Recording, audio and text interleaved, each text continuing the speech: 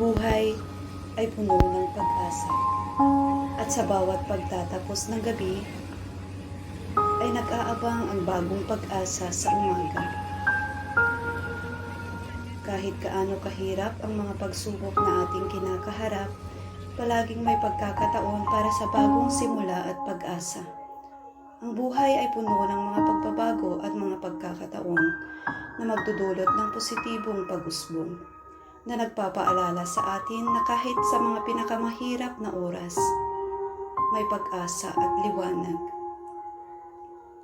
na naghihintay sa mga susunod na araw.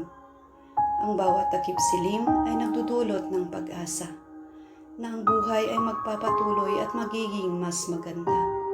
Kaya hindi dapat tayo mawalan ng pag-asa sa bawat hamon ng ating buhay.